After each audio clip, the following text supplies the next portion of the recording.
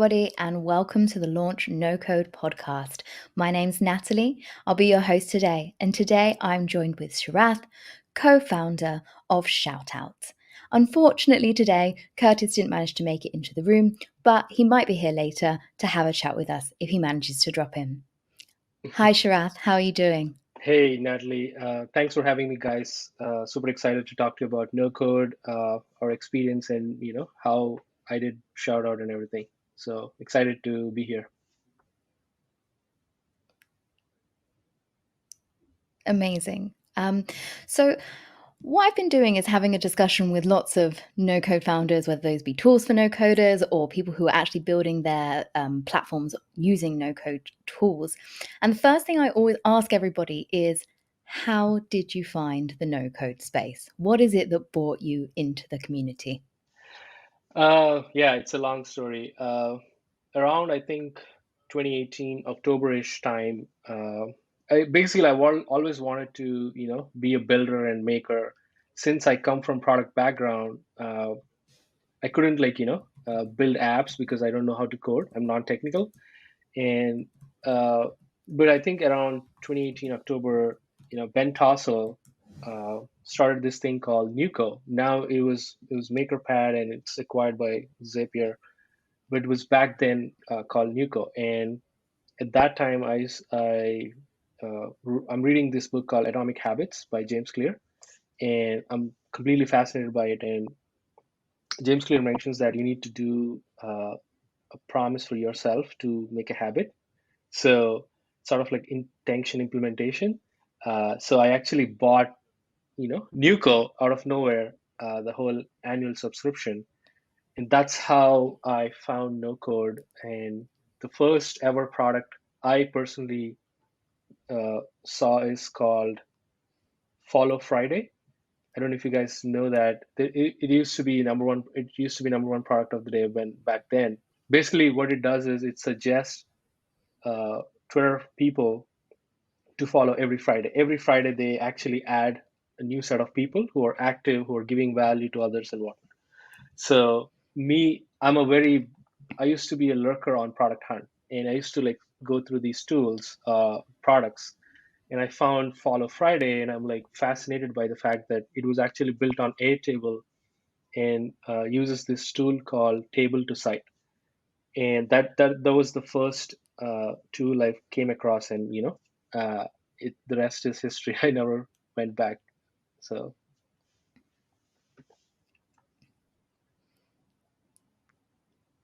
Amazing. And did you build something with tools to cite yourself? yes, yes. So table to site. Once I started, interacting with the new co-community, uh, I promised myself that what, I actually have to ship something, and I challenged myself, can I do that in less than a month? So I picked Airtable and Table to Site and started, actually, like I was actually curious to looking for tools. What else are there? What else are there? Then I gathered like a bunch of tools, like more than 20 or 30, and I used to like go to internet and like literally Google it or Product Hunt, basically like do manual stuff. So that's when I got this idea of, hey, what if I built a platform where people can actually find new tools? Because it's basically a problem I had back then. That's how Tools for Makers was born, and I used Airtable at the same time, Table to Site, to build it. I took 2 to 3 weeks in to do my research, and I launched with, I think, around 200 tools, I guess, if I'm not wrong. But yeah, I launched on Product Hunt. It went to becoming the third product of the day, and yeah, it was a wild ride back then.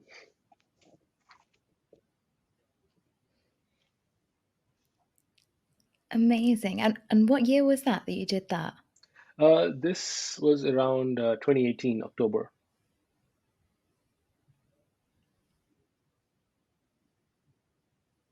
Wow. And is that site still live? Can makers still look for Yeah, tools on it? it is. It is live. Go hit toolsformakers.com. It's still live. It's still, I think, I stopped adding new tools, but it has more than, I think, 500 tools. So people can find like different categories like design, uh, you know, QA tools, no code tools, and tools built by women. There are like so many categories, automation tools, so on and so forth. So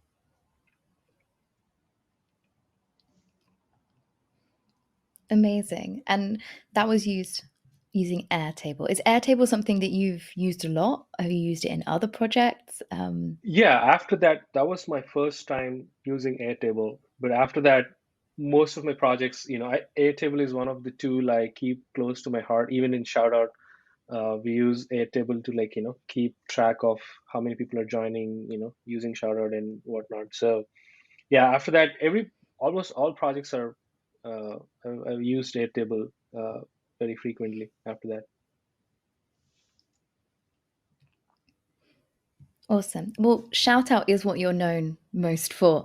And I Hmm. imagine that quite a lot of our listeners will be thinking about how on earth did you come up with such an amazing idea? How did you build it and how did you launch it? And I think I'd really like to explore that a little bit in a little bit more depth because there's very few people who have really gone through that whole cycle so successfully and you guys really have. Yeah. So first of all, the idea, where did it come from? Uh, Again, I think all of my ideas come from within, and I suggest people to do the same. So if you solve your own problem, you have that motivation to pursue it, and you'll be your first user. So that is exactly what I did with all my projects, and exactly what I did with Shoutout as well. And I'm very active on Twitter, and I get quite a few shoutouts. I used to bookmark these individually and never went back at them, like go through them. So that's when KP, one of my good friend, he gave me a shout out on August 31st. I precisely remember the dates as well because it's so memorable for me. He gave me a shout out with a bunch of others, and naturally I bookmarked it. But while I was bookmarking, I got this idea that, hey, what if like all my shout outs are under one place? It would be cool to see them. There is no agenda whatsoever, but just that one simple idea came to my mind, and I immediately called KP and said, KP, this is the idea. What do you think? He was like screaming over the top of the roof and saying that you're sitting on something really amazing. Go ship it, pursue it. So he pushed me a lot. I was casually ideating with him, but he pushed me. And the next less than 24 hours after that, I shipped the landing page. So I got around 120 signups on day one, and I got tremendous amount of support from the community. They all were like, hyped up. They wanted this platform for them. So that's my initial validation. And yeah, I started like, building the MVP. I thought about the user loop, uh, what what is there for the user, how to close the loop, how to get the output, what is the input and whatnot. So yeah, I took around like 2 to 3 weeks of sweet time to build the first MVP and gave it to a bunch of friends. I used to attend this mastermind session called 0 to 1. Whit Anderson is one of them. KP used to lead it. But yeah, we used to hang out every Friday, and those were the first audiences for Shoutout. So I gave it to a bunch of people: Ash, Edmund, KP, Whit. Uh, a bunch of people used it, and they all asked for more features. You know what? So the MVP was literally uh, doing manual job. Like it's not automated or anything. I just used Twitter API, used Twitter's preview.twitter.com to get the embeds and put it on bubble site. But yeah, they validated, and that's when I realized, you know what, I need to scale this thing quick because I always believe that momentum is the oxygen for any startup. Hmm. So if you lose it, that's it. People will forget. And I literally tasted that, throughout my journey with Shoutout. So that's when I went on Twitter and put a bad signal for a technical co-founder. And actually, 16 people approached me from Amazing. different parts of the world. Like they're ex-Amazon, some of them are working at Microsoft. But I met Curtis Cummings, and in our first ever meeting, we clicked. We both had that innate curiosity to solve this problem, and we both wanted to become founders, and we're driven by that. And yeah, I think the first time I met him, we were just jamming these ideas, like how we can scale this thing to the next level. So I think around November 8th, I guess he Great. joined. I sort of announced it, but yeah, that's the first phase of shout out. Yeah. Before we talk about the growth, what I'd like to do is pull it right back to the beginning, sort of delve a little bit deeper into some of those points there. So you Sure. mentioned that you launched your first landing page.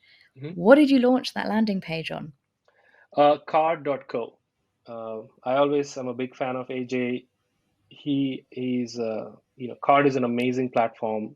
Go check it out. All of my landing pages are now on Card. Even my personal website is built on Card.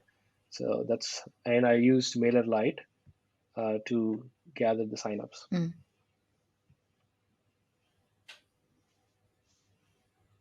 Yeah, I have the same. I have a card and a MailerLite stack as well. Okay, so that's cool. And then I suppose you started sort of building out the MVP. What did that stack look like? Because I heard the word bubble, I heard the word APIs and things like that. So let's talk a little bit more about the Sure. MVP. So how did you choose the tools? And talk to me a little bit more about that. Yeah. I used Bubble before. I actually shipped this simple side project called hottakes.app. It was not live, it was just me messing around with Bubble and learning about like how to build a platform. So instantly knew that Bubble is the right platform because it has workflows, it has its own database, and they have plugins, they have templates, so on and so forth. So Bubble caught my eye initially, and I went with it, without any doubt. I used Bubble, and for login, I didn't use like a sign up traditional login. I wanted to be one step login, so I used Twitter. And to get the embeds and whatnot, same thing. Use Twitter API. I think V1, I guess. But yeah, I've read a ton of documentation, and a lot of people helped me in the way. Joe Brown, shout out to him, and this other guy, Gary Scott, shout out to him. Both of them helped a lot in the Bubble MVP phase. Yeah, so I think it's really important to highlight that, you started with quite basic tools, and Mm-hmm. then sort of as you sort of grew and as the complexity of your project grew, you chose more complicated tools, and then you sort of very quickly realized your own limitations and reached out to the community and asked for help, which, I would encourage everybody in the Mm-hmm. no code community to do, because experienced no code makers are so up for helping new no code makers. It's a great community. Mm-hmm. And then when you wanted to take it to the next level, you're like, okay, we need a technical founder on board. How can we take it to that next level? And that's when you met Curtis. Mm-hmm. And that's great. And so what did Curtis bring to the team? So talk to me a little bit about how, when you were working together, what sort of ideas did you have? What sort of ideas did he have? And how did that sort of link together? Uh, Curtis brings a lot to the table. I can't explain, he brings, I think you guys can see the tangible things like the product, design and whatnot. But I think more than that, he's a compassionate person, and he's all about execution. Like ideas are good, but we both believe that when it comes to execution, we prefer execution more than the fancy ideas. So he and we instantly clicked. I think the first version is just showing shoutouts under one place, but he actually brought up this inbox type of mechanism. Right now, the V2 of shoutout is that, where you see inboxes like curated mentions, and he actually wrote the algorithm to separate high signal tweets versus low noisy tweets, which are just replies.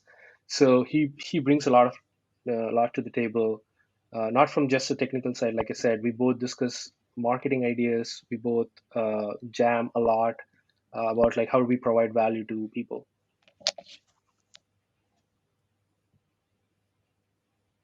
Yeah, sure. And I think we're seeing a lot of these kind of trends coming up where we're suggesting that maybe businesses start building out their MVPs or their first versions completely no code, and then moving towards that kind of low code into code so that they can start becoming more innovative because you've proved the idea, you've got the customer traction, and then you're sort of starting to develop.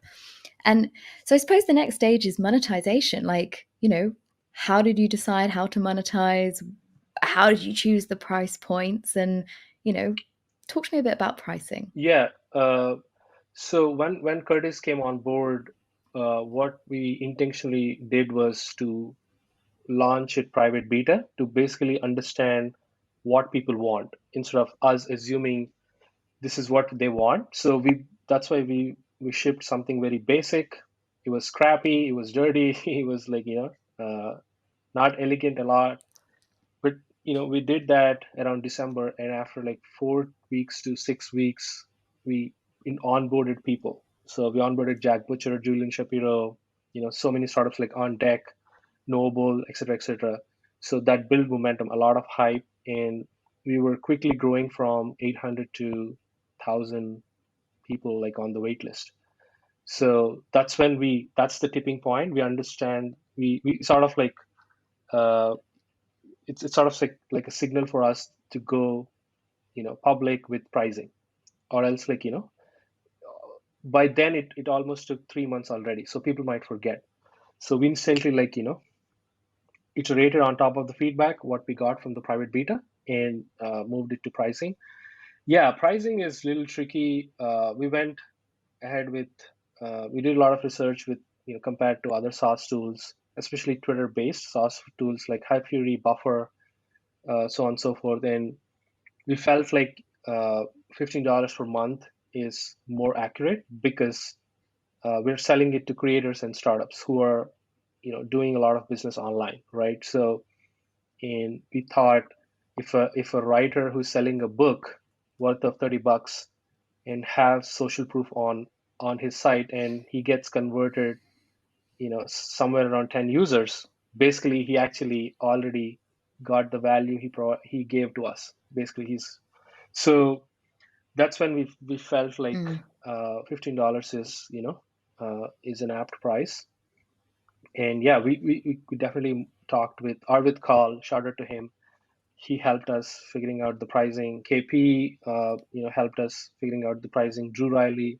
So all these folks were we consulted with them and made a conscious choice. Awesome. So you actually had lots of customers waiting before you sort of focus on. So you actually built the demand before you necessarily had the product ready to ship. Right.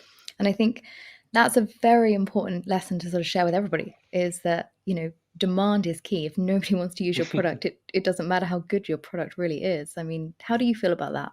Yeah, it is. It is essential. I feel I would say make it short. That's one thing I would go back and redo again because September is when we launched the landing page and we went to public around February. So it's almost like October, December, November, January, like 4 months. So that's way too long. So for whatever reason, it happened for us. But I would say, make it short, make it like 1 or 2 months, and then open it up. It actually builds a lot of hype. And the other thing I'd like to mention is with the private beta launch, these users make it more product virality fit. Find that product virality fit as well, because as we talk to these private beta users, they used to talk about shout out openly. So that actually created a lot of excitement for others. So having waitlists and like you said, demand is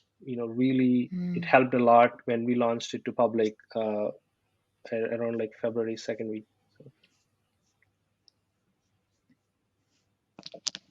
Yeah, I mean, another great example of that kind of thing is like Clubhouse. Yep. They did virality Mm-hmm. amazingly well in terms of, inviting small groups of people in, invite only, creating lots of FOMO. And, I think I was on the beta of your platform, but I didn't get in as early as other people. And Right.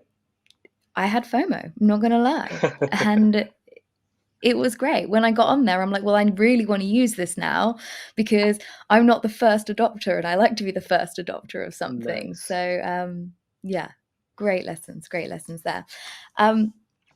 So I suppose now I'm going to move on a little bit, rather than your project per se, as a no code maker, Mm-hmm. apart from, of course, your own product, what other tools are you using at the minute? What are you enjoying building with? Actually, I'm not building not a lot these days, since we moved completely to a code platform. But I still keep no-code tools close to my heart. We still use Webflow, we use Integromat for automations, and what else we use? Card per se is one of the example, but even the landing page right now is fully coded.